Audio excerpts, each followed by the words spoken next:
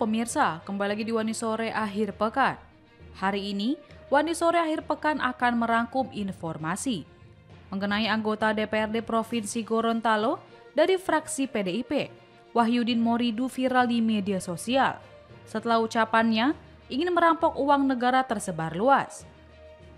Dengan nada tegas, Wahyudin menyebut akan merampok dan menghabiskan uang negara hingga negara miskin. Akibat ulahnya, ia langsung meminta maaf dan mengaku bahwa dirinya tidak berniat menyinggung masyarakat Gorontalo ketika mengucapkan hal tersebut. Berita selanjutnya, Presiden Prabowo Subianto bertolak ke New York, Amerika Serikat untuk menghadiri Sidang Umum Perserikatan Bangsa-Bangsa atau PBB ke-80. Agenda utamanya adalah mengikuti sesi khusus tentang Two-State Solution pada 22 September serta menghadiri pembukaan sidang umum keesokan harinya. Selain menghadiri sidang pleno, Prabowo juga dijadwalkan akan melakukan sejumlah pertemuan bilateral dengan para pemimpin dunia. Pemirsa, inilah Wani Sore Akhir Pekan selengkapnya.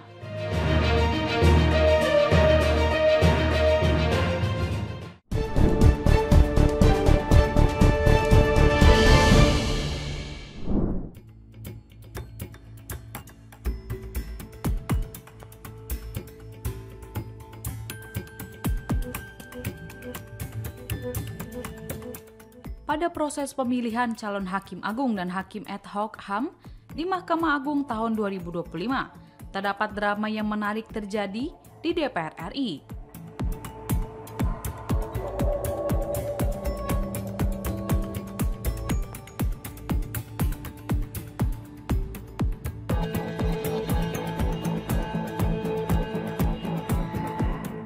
Di mana salah satu nama hakim yang sempat mencuri perhatian publik karena pernah memvonis mati Ferdy Sambo, kini kembali menjadi sorotan.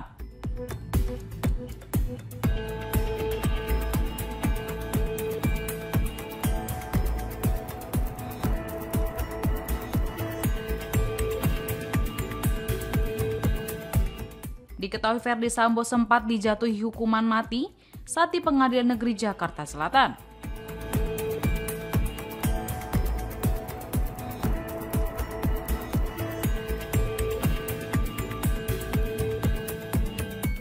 Kemudian Ferdy Sambo mengajukan kasasi di Mahkamah Agung dan hukumannya turun menjadi hukuman seumur hidup.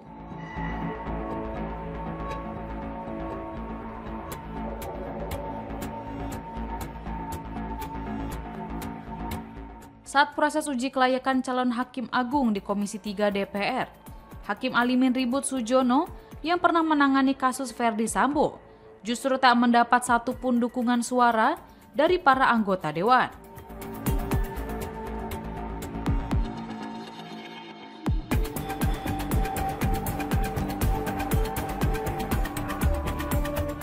Dari total 16 kandidat yang mengikuti fit and proper test, hanya 10 nama yang disetujui dan lolos.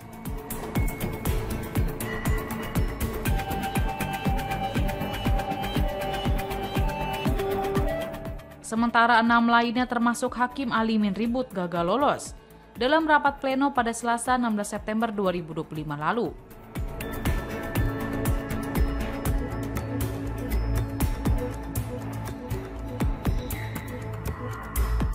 Padahal, rekam jejaknya sempat dipuji lantaran ia berani menjatuhkan hukuman berat dalam kasus pembunuhan berencana yang melibatkan mantan petinggi Polri tersebut.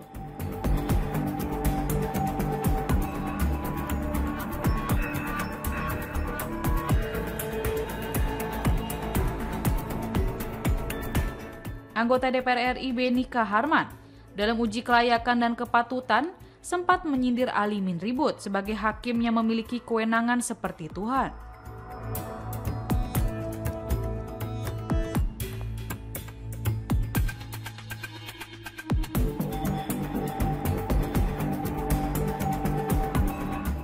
Lantaran berani menjatuhi vonis hukuman mati kepada Ferdy Sambo saat di Pengadilan Negeri Jakarta Selatan.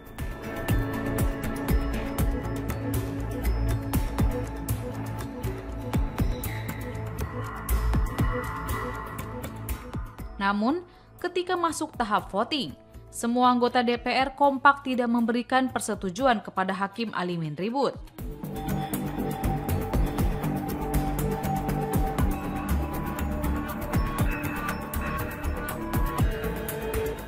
Hakim Alimin Ribut sebelumnya pernah ditempatkan di beberapa daerah seperti di Pengadilan Tinggi Jawa Tengah, Pengadilan Tinggi Palembang, termasuk ditunjuk menjadi Ketua Pengadilan Negeri Bantul pada tahun 2020 lalu.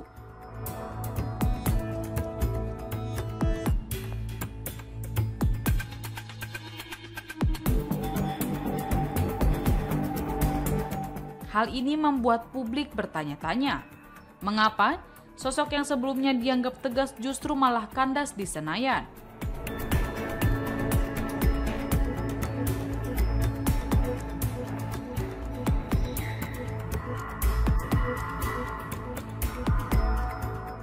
Sejumlah pihak menduga ada faktor politik dan kepentingan tertentu yang mempengaruhi hasil tersebut.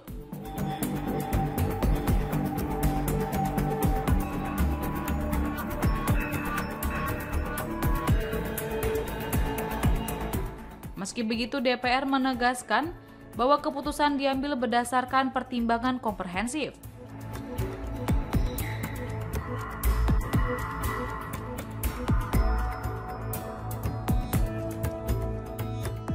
Termasuk rekam jejak, integritas, serta kebutuhan kelembagaan Mahkamah Agung ke depan.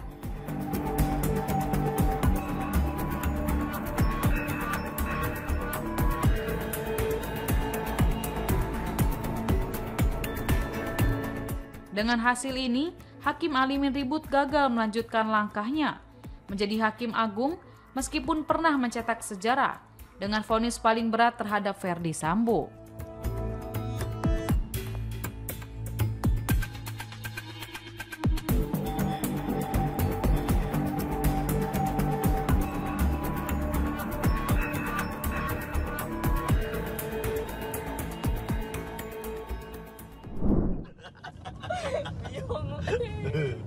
Kita rampok aja uang negara ini kan, kita habiskan aja biar negara ini makin miskin. Membawa hugel langsung ke Makassar menggunakan uang negara. Sebuah video viral memperlihatkan oknum anggota DPRD Provinsi Gorontalo berinisial WM.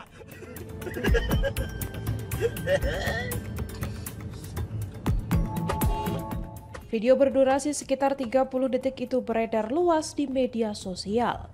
Dalam rekaman, oknum legislatif tersebut melontarkan pernyataan kontroversial soal perjalanan dinas ke Makassar. Ia dengan santai menyebut dirinya sedang merampok uang negara melalui penggunaan dana perjalanan dinas. Biar negara ini makin miskin. Membawa hugel langsung ke Makassar menggunakan uang negara. Siapa Ji? Wahyudin Muridu, anggota DPRD Provinsi Gorontalo, nanti 2031 berhenti UT, selamat. Ucapan itu memicu kekecewaan masyarakat Gorontalo karena dinilai tidak pantas diucapkan seorang wakil rakyat. Mana kamu sebenarnya? Bilang kita mana?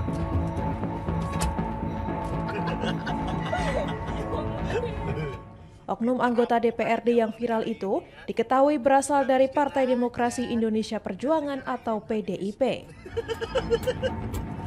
Membawa hugel langsung ke Makassar menggunakan uang negara. Siapa Ji? Wahyudin Muridu, anggota DPRD Provinsi Gorontalo, nanti 2031 berhenti UT. Badan Kehormatan DPRD Provinsi Gorontalo menyatakan sudah menerima laporan terkait beredarnya video tersebut.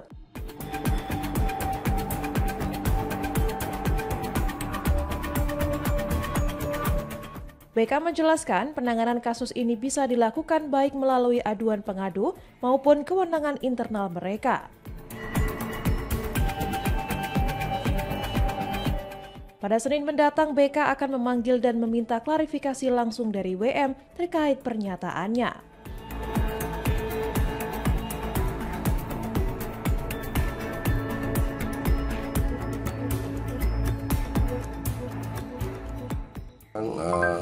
Saya secara pribadi sudah menonton potongan video itu dari situs TikTok salah seorang anggota DPRD Provinsi Gorontalo inisial WM, dan karena ini akhir minggu, tepatnya di hari Jumat, saya sudah berkoordinasi dengan teman-teman Badan Kehormatan siang tadi dan kami sepakat akan segera menindaklanjuti permasalahan ini. Memang di tata tertib DPRD dan tata beracara, mekanisme penyelesaian permasalahan oleh BK itu harus berdasarkan aduan oleh pengadu. Akan tetapi kami juga bisa menggunakan ketentuan terkait kewenangan BK dalam rangka melakukan evaluasi dan pemantauan ketaatan anggota DPRD terhadap disiplin. Melalui ketentuan itu kami coba untuk menyelesaikan permasalahan ini. Bahkan kami berencana hari Senin itu akan segera rapat karena yang bersangkutan adalah anggota DPRD yang akan kami minta keterangan pertama. Bisa mungkin pada hari Senin itu pula sudah akan ada surat panggilan kepada yang bersangkutan dalam rangka percepatan penyelesaian permasalahan ini. Kalau dari BK sendiri melihat pernyataan yang disampaikan seperti apa penilaian sendiri? Kami punya kewenangan untuk melakukan penyelidikan, lalu kemudian berkewenangan untuk memberi sanksi, kan tetapi kami tidak bisa menyampaikan kepada publik pendapat kami terhadap materi masalah. Setidaknya bahwa apa yang dirasakan oleh publik sama juga dirasakan oleh kami, bahwa kami juga meyakini ada ketersinggungan publik terhadap konten atau materi yang dibicarakan dalam TikTok tadi. Yang jelas dari BK sendiri akan segera melakukan pemeriksaan. Kami BK akan segera melakukan pemeriksaan dan menindaklanjuti permasalahan ini, dan saya menghimbau kepada masyarakat, kepada publik untuk hendaknya bersabar, memberi kesempatan kepada BK untuk menyelesaikan permasalahan ini berdasarkan ketentuan peraturan perundang-undangan yang mengatur tata cara kerja Badan Kehormatan menyelesaikan setiap permasalahan dugaan pelanggaran kode etik oleh anggota DPRD.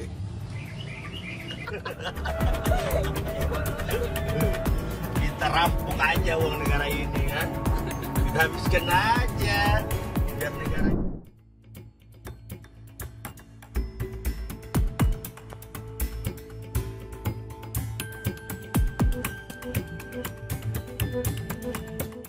Menteri Keuangan Purbaya Yudi Sadewa merespons pesan dari Komisi Pemberantasan Korupsi atau KPK.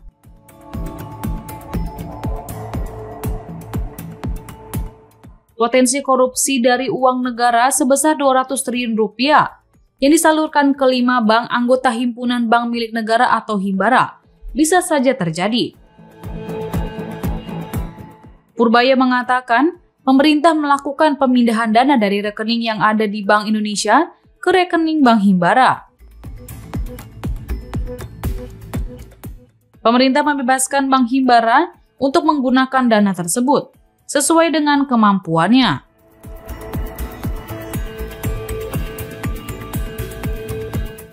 Ia menegaskan bahwa pemerintah tak ikut campur dalam menentukan target atau tujuan penyalurannya.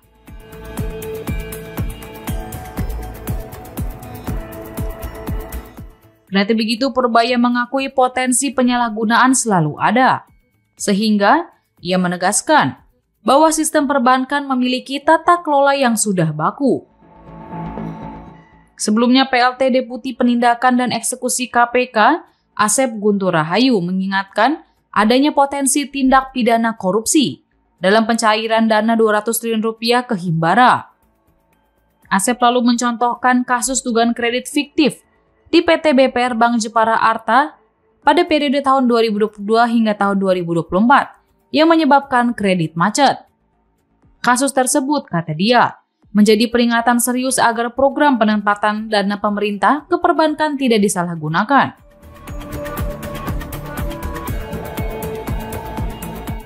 Namun, Asep menilai kebijakan ini tetap memiliki sisi positif, seperti menggairahkan perekonomian mikro dan memperluas akses kredit bagi masyarakat.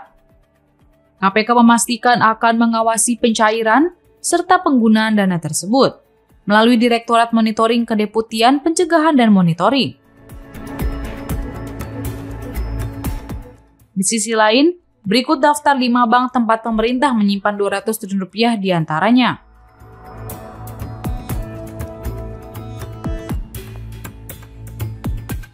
PT Bank Rakyat Indonesia Persero Tbk, PT Bank Negara Indonesia Persero Tbk, dan PT Bank Mandiri Persero Tbk diberikan masing-masing sebanyak 55 triliun rupiah.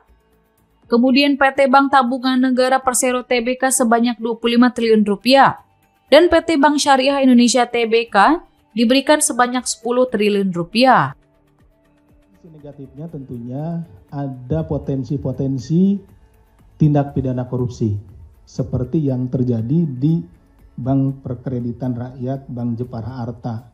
Ya, kreditnya kemudian macet karena memang ini kreditnya kredit fiktif. Jadi adanya stimulus ekonomi yang diberikan oleh pemerintah dengan menggelontorkan 200 triliun itu menjadi sebuah tantangan juga bagi kami di Komisi Pemberantasan Korupsi untuk melakukan pengawasan, ya, monitoring nanti dari Direktorat Monitoring, Kedeputian Pencegahan, untuk mengawasi sehingga stimulus ekonomi ini bisa berjalan dengan baik dan memberikan efek positif bagi ekonomi masyarakat.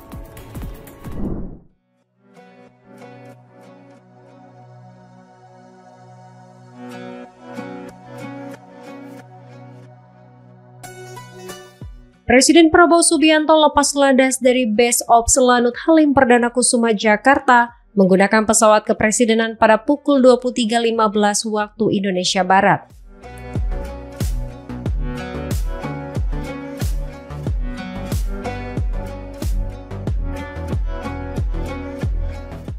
Didampingi oleh Sekretaris Kabinet Teddy Indra Wijaya dan Menteri Luar Negeri Sugiono, serta diantar oleh Menteri Sekretaris Negara Prasetyo Hadi dan Wakil Ketua DPR Sufmi Dasko Ahmad.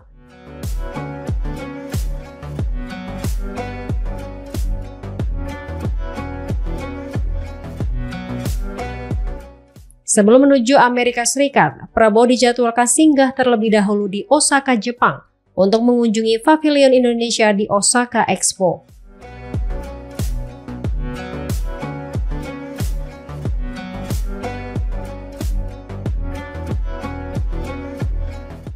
Di New York, selain menghadiri sidang umum PBB, ia juga akan menjadi pembicara dan menyampaikan pidato pada urutan ketiga setelah Brasil dan Amerika Serikat.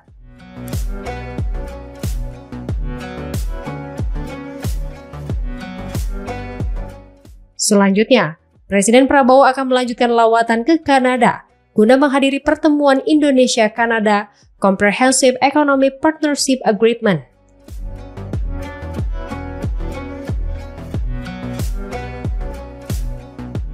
Kunjungan kerja ini akan ditutup dengan pertemuan bersama Raja serta akting Perdana Menteri Belanda.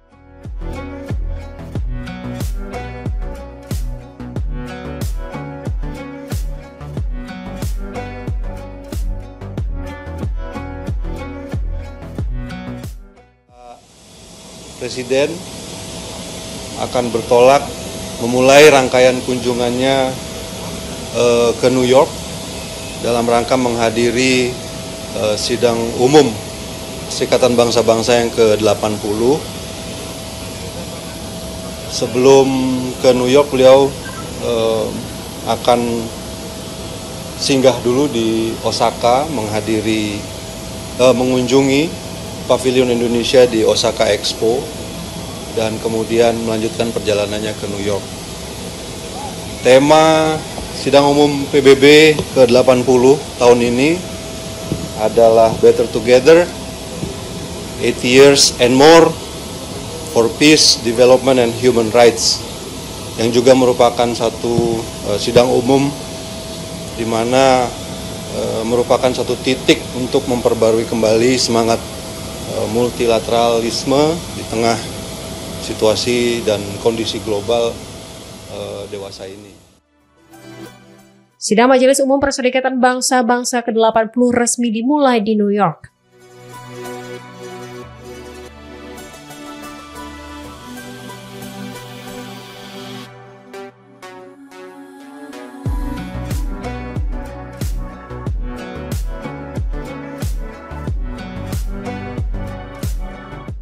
Tahun ini menjadi momen istimewa bagi Indonesia karena untuk pertama kalinya setelah lebih dari 1 dekade, Presiden kembali hadir langsung menyampaikan pidato di forum dunia tersebut.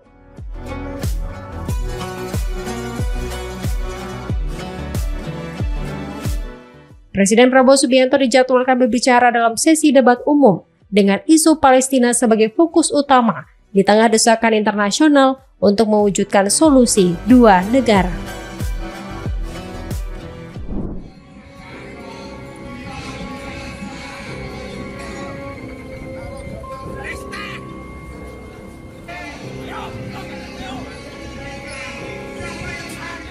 Ratusan warga Pati yang tergabung dalam Masyarakat Pati Bersatu menggelar aksi unjuk rasa di depan kantor DPRD Pati, Jawa Tengah, Jumat siang. Mereka datang dengan membawa poster berisi tuntutan untuk mengawal panitia khusus hak angket pemakzulan Bupati Pati Sudewo. Dalam orasinya, massa menyuarakan 13 poin tuntutan, diantaranya mendesak Sudewo mundur dari jabatannya, meminta DPP Gerindra memecatnya sebagai kader partai, serta menuntut agar Teguh Bandang Waluyo tetap menjadi ketua Pansus.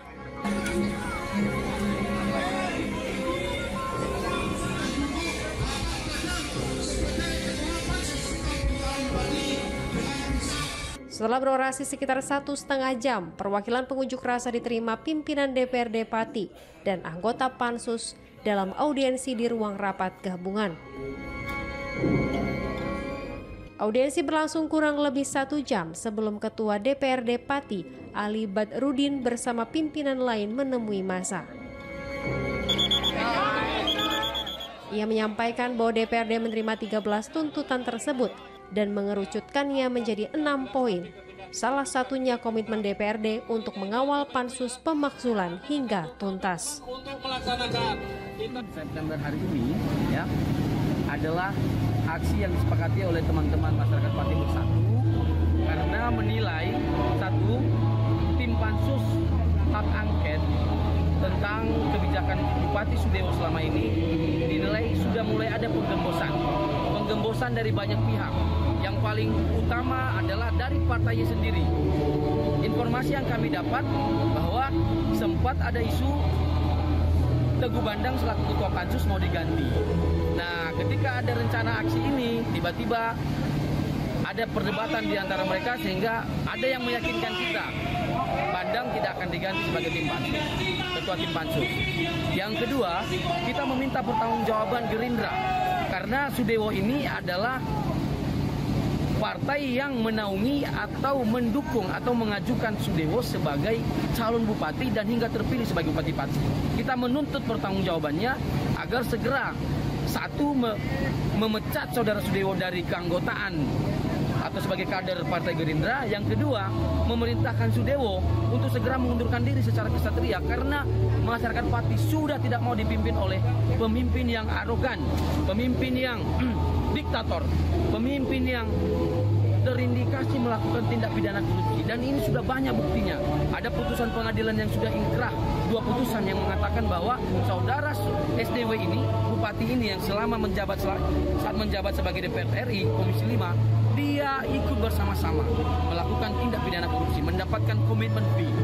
Yang kedua, dari KPK sendiri menyampaikan sudah pernah menyita uang 3 miliar dari rumah Sudewo dan Sudewo sendiri pernah mengembalikan uang sebesar 720 juta.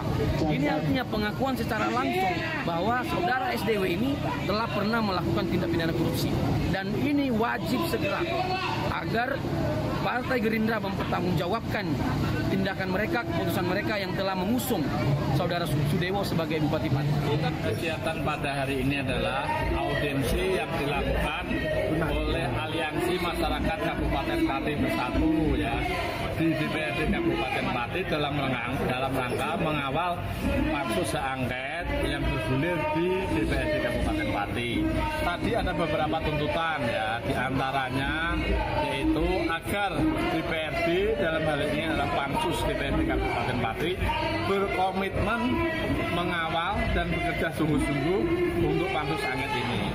Kemudian yang kedua, tadi agar DPRD Kabupaten Pati memboikot ya apa yang menjadi kebijakan Pak Bupati Pati Pak Sugiwo. Tetapi tadi telah kami kerucutkan ya, yang diboikot adalah kebijakan-kebijakan yang terbukti melanggar hukum.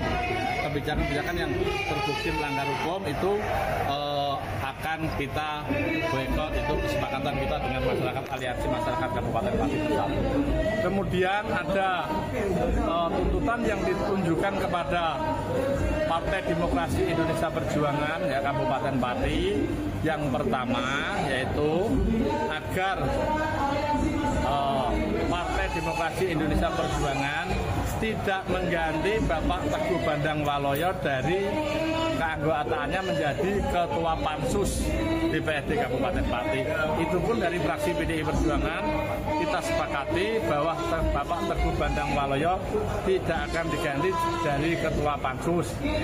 Kemudian yang keempat, tuntutan dari masyarakat aliansi masyarakat Kabupaten Pati Bersatu untuk fraksi PDI Perjuangan agar anggota pansus dari fraksi PDI Perjuangan yang bernama Saudara Joko Wahyudi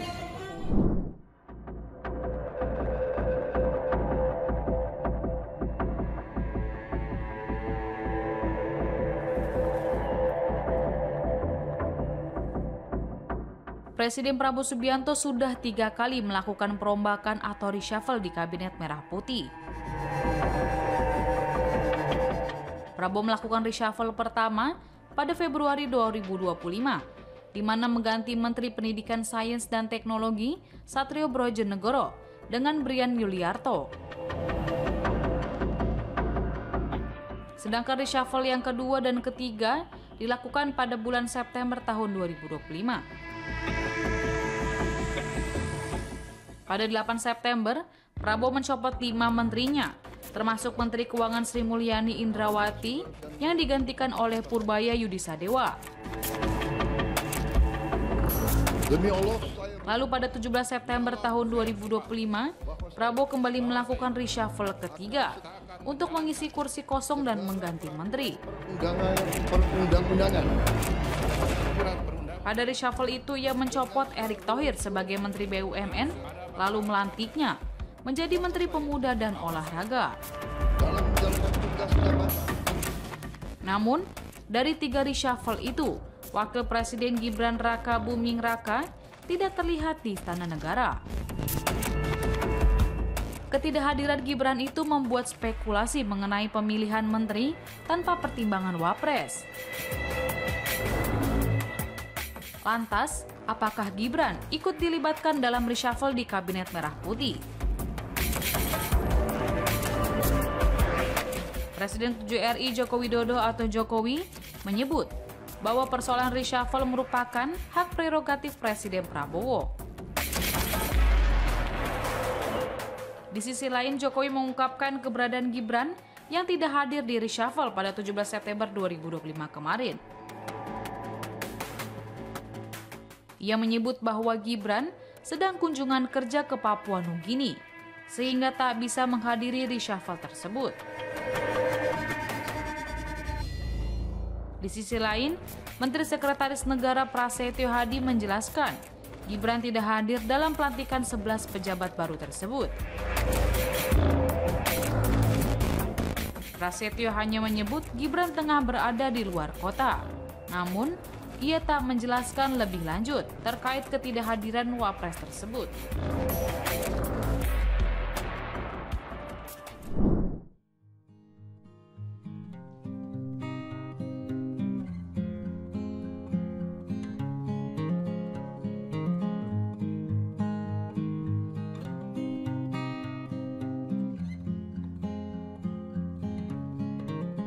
Menteri Sekretaris Negara Prasetyo Hadi menanggapi soal isu Mahfud MD akan ditunjuk sebagai Ketua Komite Reformasi Polri. Ia mengungkapkan saat ini penunjukan ketua belum dilakukan dan baru dalam tahap penyusunan anggota Komite Reformasi Polri.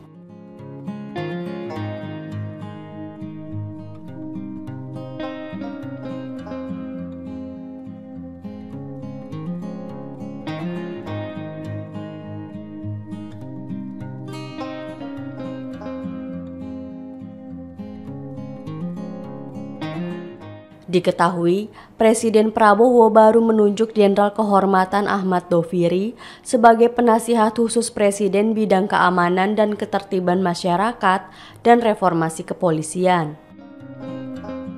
Prasetyo Hadi mengungkapkan, Komite Reformasi Polri terdiri dari berbagai kalangan yang pembentukannya diteken lewat keputusan Presiden.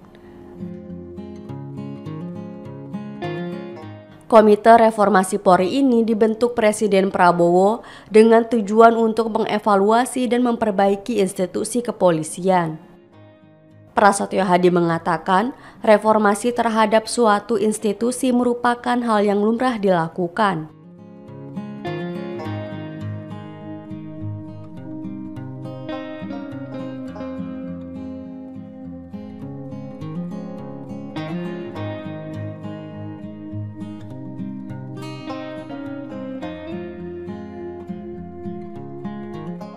Sebelumnya, Menteri Koordinator Bidang Hukum, HAM, Imigrasi, dan Pemasyarakatan menyebut tugas, wewenang, kedudukan, dan ruang lingkup Polri akan dikaji ulang. Pengkajian ulang itu akan dilakukan oleh Komisi Reformasi Polri yang disebut akan diteken lewat Kepres. Nantinya Komisi Reformasi Polri akan menyerahkan hasil rumusannya kepada Presiden Prabowo setelah beberapa bulan bertugas. Rencananya, hasil rumusan dari Komisi Reformasi Polri ini akan dituangkan ke dalam revisi Undang-Undang Nomor 2 Tahun 2002 tentang Kepolisian.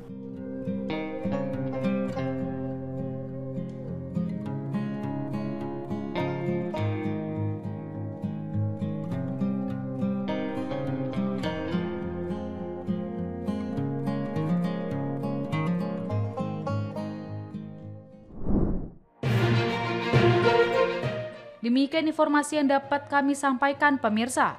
Terima kasih telah bergabung bersama kami. Sampai jumpa di One News Sore akhir pekan berikutnya, setiap pukul 7 malam hanya di kanal YouTube TV One News.com.